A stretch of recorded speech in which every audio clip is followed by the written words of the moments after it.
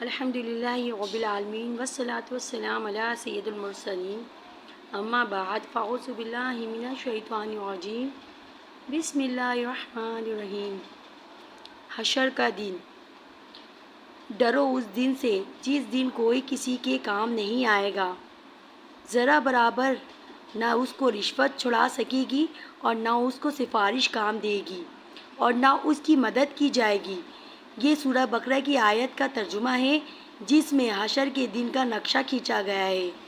اللہ تعالیٰ فرماتے ہیں ترجمہ، وہ ان کو اس دن تک مہلت دے رہا ہے جب کہ دہشت کے سبب آنکھیں کھلی کی کھلی رہ جائیں گی اور لوگ سر اٹھائے ہوئے میدان حشر میں قیامت کی طرف دوڑ رہے ہوں گے۔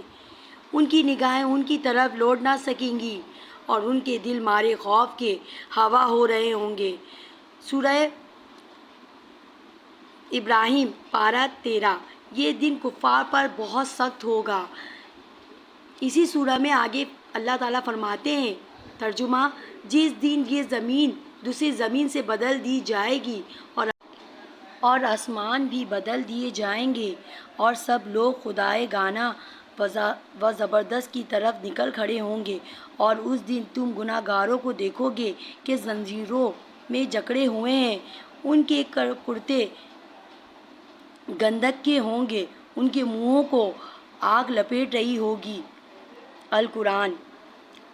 حضرت علی سے منقول ہے، اللہ تعالیٰ ایک نئی زمین پیدا فرمائیں گے جو چاندی کی ہوگی، اور جو آسمان پیدا فرمائیں گے وہ سونے کا ہوگا۔ مظاہر حق ہے۔ آج سورج کروڑوں اربوں میل ہم سے دور ہے، پھر بھی اس کی تپش کتنی زیادہ ہے۔ گرمی کے دنوں میں کتنی سخت اذیت ہوتی ہے، ذرا تصور کریں۔ قیامت کے دن کا حدیث میں آیا ہے، اس دن یعنی قیامت کے دن میدان محشر میں سورج کو مخلوق کے نزدیک کر دیا جائے گا، یہاں تک کہ وہ ان سے 1 میل کے فاصلے پر رہ جائے گا، تو تمام لوگ اپنے اعمال کے بقدر پسینے میں شرابور ہوں گے۔ چنانچہ ان میں سے بعض لوگوں کے ٹخنوں تک پسینہ ہوگا، بعض کے گھٹنوں تک، بعض وہ ہوں گے جن کی کمر تک پسینہ ہوگا، اور بعض کے لیے پسینہ لگام بن جائے گا، یعنی ان کے منہ تک پسینہ ہوگا۔ یہ فرما کر حضور اکرم صلی اللہ علیہ وسلم نے اپنے دست مبارک سے اپنے دہانے مبارک کی طرف اشارہ فرمایا۔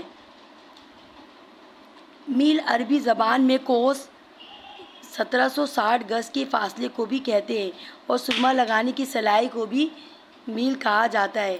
تو بعض حضرات نے تو میل سے فاصلہ مراد لیا ہے، اور بعض نے کہا کہ سورج اتنا دور ہوگا جتنا سرما لگانے کی سلائی ہوتی ہے، یعنی بہت ہی قریب ہوگا۔